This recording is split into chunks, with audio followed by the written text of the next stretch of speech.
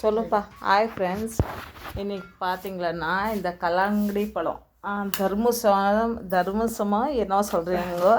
ஆனால் எனக்கு வந்தது கல்லாங்கடி பழம் வாங்கி வந்துக்கிறாங்க 5 கிலோ. எவ்வளோங்க அது? எவ்வளோ? 140. ஐயோ, 140 ரூபாய் இந்த பழம்.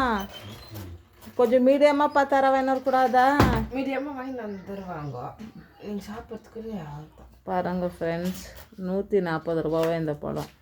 நான் என்ன சொல்லி எழுப்புனேன்னா, ஒரு 2 கேஜியோ 3 கேஜியோ வர்றது மாதிரி எடுத்துன்னு வாப்பா. அதெல்லாம் நைட்டில் வந்து ஃப்ரிட்ஜில் வச்சு நாங்கள் சாப்பிட்றதில்ல ஃப்ரெண்ட்ஸ். எதுனாலன்னா, ஃப்ரிட்ஜில் வச்சு சாப்பிட்டோம்னா அந்த கோல்டு ஹீட் மேலே கோல்டு ஆகும்னு சொல்லி நாங்கள் சாப்பிட்றதில்ல ஃப்ரெண்ட்ஸ். சாப்பிட்லாம். அப்புறம் இன்னொரு சஸ்பென்ஸ் பாருங்க. என் பையன் பூனைக்குட்டி பூனைக்குட்டியே புஷின்னு வந்துட்டுருக்குறான். யாரோ அனாதே விட்டுட்டு போயிட்டு இருந்தாங்க.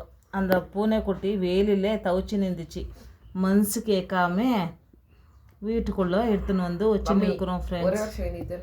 பாருங்க, அது வந்து பால் கொஞ்சமாக குடிச்சிச்சு.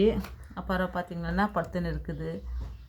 அது என்ன மனசில் நினச்சின்னு இருக்குதோ ஒன்றும் தெரில. ஆனால் நான் ஒரு விஷயம் சொல்கிறேன். யாரையாவது தெருவில் வந்து தயவு செஞ்சு வளர்த்த பூனையோ வளர்க்காத பூனையோ தெரில எனக்கு, அவங்க எடுத்துன்னு வந்து ரோட்டில் விட்டுட்டு போயிட்டாங்கன்றாங்க. அது கூட நாங்கள் பார்க்கல, யார் விட்டாங்களோ இல்லை அதான் தானாக வந்துச்சான்னு தெரில. ஆனால் எங்களுக்கு மனசு கஷ்டமாக இருந்துச்சு. எங்களாட்டம் ரொம்ப பேர் இருக்கிறாங்கோ. தயவு செஞ்சு சேவ் பண்ணுங்கோ பூனை நாய்க்குட்டிங்களே, ஓகேங்களா? பாருங்க, ತರ್ಮುಸ ಸಾப்பிಡ್ತಾರೆ. ತರ್ಮುಸ ಕಲ್ಲಂಗಡಿ ಅನ್ನೋದೇ ಗೊತ್ತಾಗೋದು ನನಗೆ ಕನ್ನಡದಲ್ಲಿ.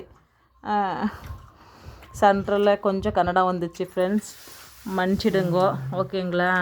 பிடிச்சிருந்தா லைக் பண்ணுங்க, ஷேர் பண்ணுங்க, கமெண்ட் பண்ணுங்க. பழம் நல்லா கட் பண்ணி காமிக்கலாம் யூடியூப்லன்னு சொன்னால் அதுக்குள்ளே கட் பண்ணிட்டான். ஓகே, பண்ணியிருந்த ஆள் தான், வெளிச்சமே இல்லை. Okay, bye friends. பாய் சொல்லிடுறா மக, பாய் சொல்லி ஃப்ரெண்ட்ஸ்.